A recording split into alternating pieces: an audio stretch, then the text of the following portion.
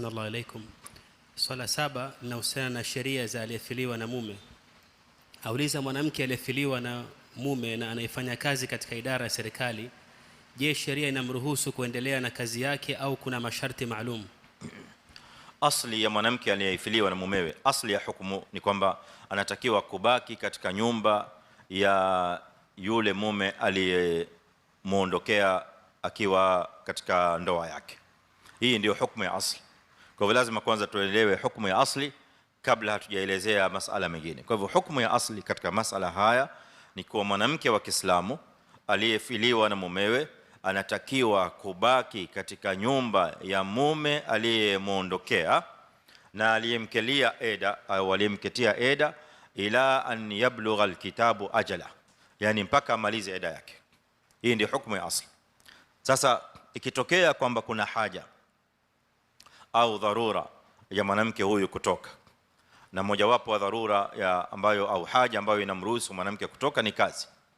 Mwanamke wa Kiislamu ikiwa kuna kazi ambayo yaifanya na kazi hii ndio inaomletea yeye riziki yake, inaomwangalia katika maisha yake kwa namna ambayo lau hataendelea kuifanya hii kazi hakutokuwa na mtu mwingine wa kumwangalia, hana mume mwingine, hana mwanamume au una mtu ambaye yomwangalia, mumewe ndio huyu aliyekuwa kimwangalia, sasa amemuondokea duniani. Sasa hakuna mtu mwingine ambaye atamsimamia katika mahitaji yake, na yeye ana mahitaji ambayo anahitaji kuyakidhi katika maisha na majukumu ambayo pengine mumewe amemwachia katika watoto na mengineo na mengineo. Kwa hiyo katika hali kama hii mwanamke wa Kiislamu anaruhusiwa kutoka kwa haja hii, haja ya al-amal, anaruhusiwa kutoka, lakini kwa masharti yafuatayo.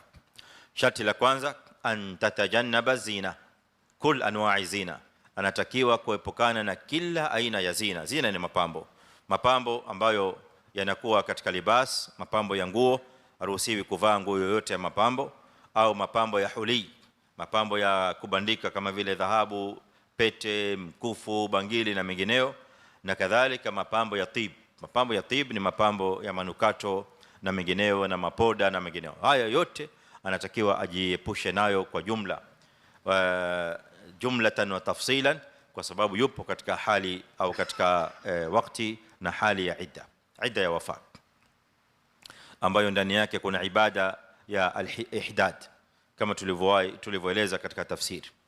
Sharti la pili ni kwamba anatakiwa kadhalika an la tabita kharija baiti zawjiha, asiingiliwe na wakati wa usiku akiwa bado hajarudi katika nyumba ya mumewe. Kwa hivyo anapokuwa ametoka kwa ajili ya hii shughuli ambayo anahitajia kuitekeleza ili kujikimu kimaisha, hakikisha kwamba kabla jua halijashuka, kabla kuingia jioni, asharudi nyumbani kwake.